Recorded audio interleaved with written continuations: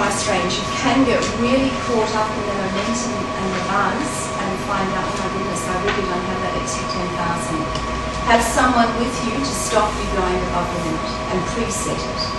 Do all your research and do a building and test before you go to an auction, because you can't make an auction bid subject to a building and test. If you are successful, you need to pay the deposit at the fall of the hammer. Now, the conditions for auctions may vary from property, but you will go into an open house prior to the auction and they will be displayed on board. Read through those. The auctioneer will also go through them beforehand, and he will also have them up on the board, and quite often you can actually get a handout on them. You can make an offer on a property before an auction. Whether it's accepted or not, it's up to the people that are selling. Sometimes for people, an auction is just so torturous that, and particularly if they're an elderly couple, they just find it a very difficult way to sell. If it goes to auction, what they can do is just get an offer beforehand and accept it. The other things that Tanya also touched on was if you're buying a block of land, about 10 years ago, if you bought a block of land, the value of the land was a third of the value of the property. It's now 50%.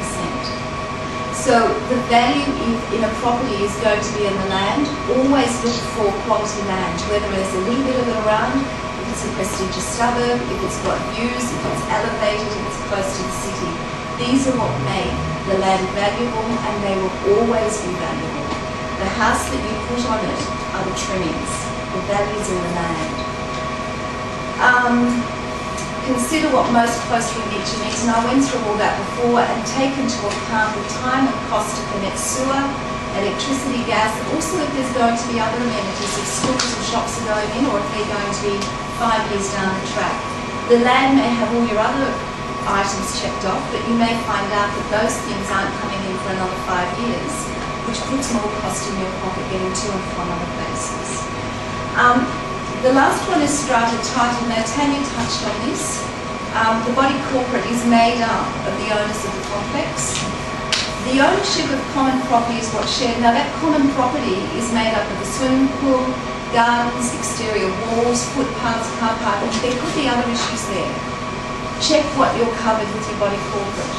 Tanya said about the administration fund and the sinking fund.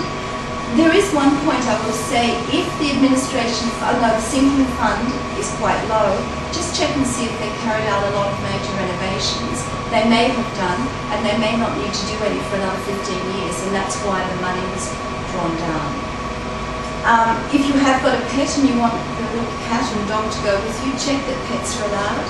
You can put in an offer subject to that pet being accepted, and you can put in your application to body corporate for them to accept your pet, and that can, if they say no, then you can withdraw from your contract on that basis. Check on renovations and any needed repairs on the unit that you're buying. Do a building and pest inspection, and also if you want an air conditioner or if you need an air conditioner, check that you can put one in the property. There is a unit near us, a block of units near us. They have got very strict guidelines on body corporate. You have to have the same colour lining in every unit at the back of the curtains, so that every noise as you drive past looks the same. That air conditioners have to go in the same position. The roofs have to be the same colour. Everything is uniform.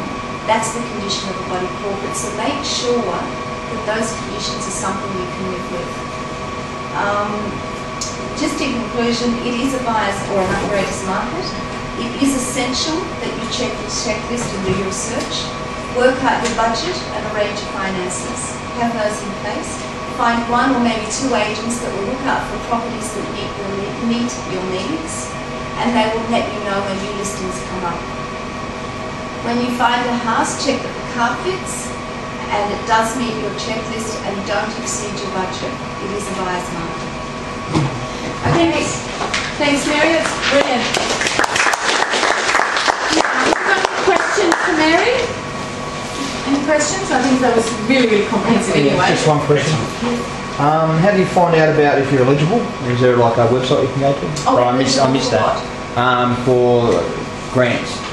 You'd have to check that out. I don't know your situation. We'll cover that in a sec. Yeah. Oh, well, there you go. That's not my area of expertise. I'm sorry.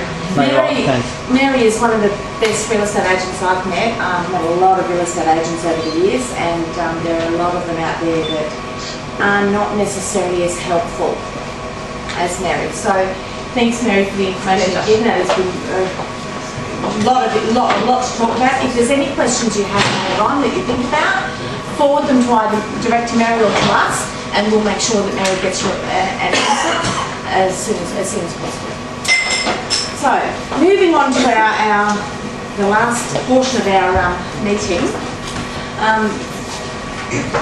just to let you know that Aussie here, Aussie at Lutwyche and Aussie at Paddington both are the stores that Alma and I own together, and we've been with Aussie now for quite some time.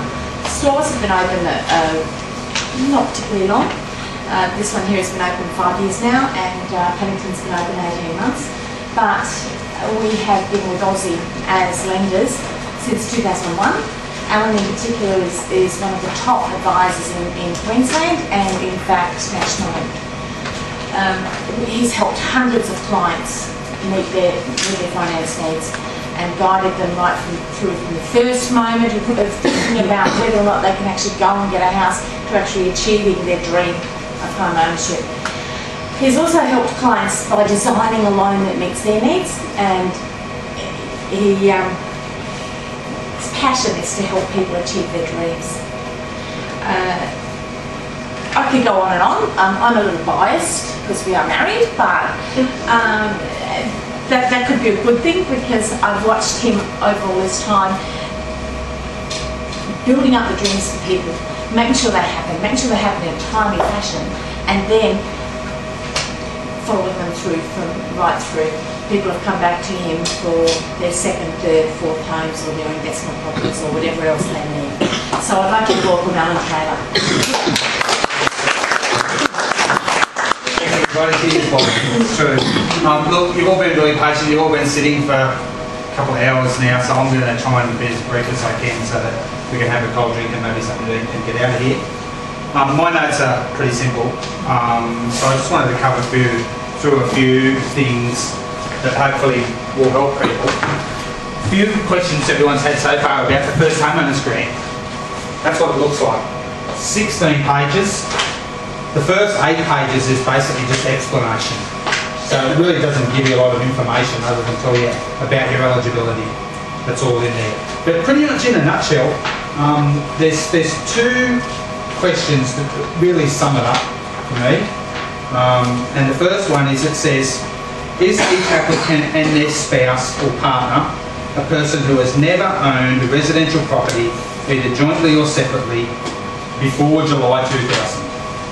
So if you've never owned a property in Australia before July 2000, then you're eligible. The second question says, each applicant and their spouse or partner, a person who has never owned and occupied a property since July 2000.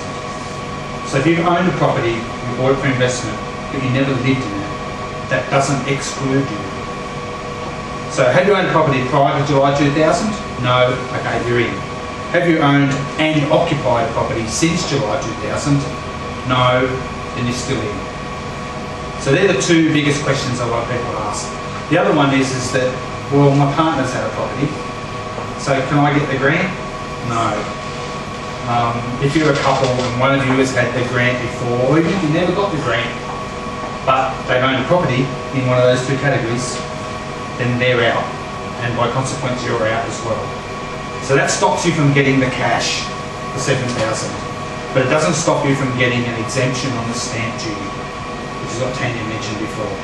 If one of you is entitled to the grant and the other one isn't, you don't get the money, but you can get your share of the exemption on the stamp duty. So there is still some savings. So as Tanya mentioned, no stamp duty up to $500,000. So that's about 7,500, 8,000, Tanya, on $500,000. So principal place of residence, stamp duty is about 7,500. You get 7,000 cash, and you save about 7,500. So the grant's worth about 14,500 in reality. So 7,000 cash plus no stamp duty.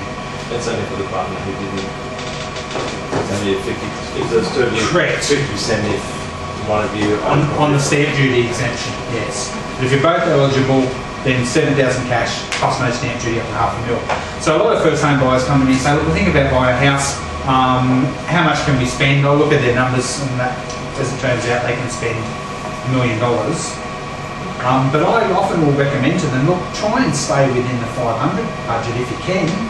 Because then you pay no stamp duty.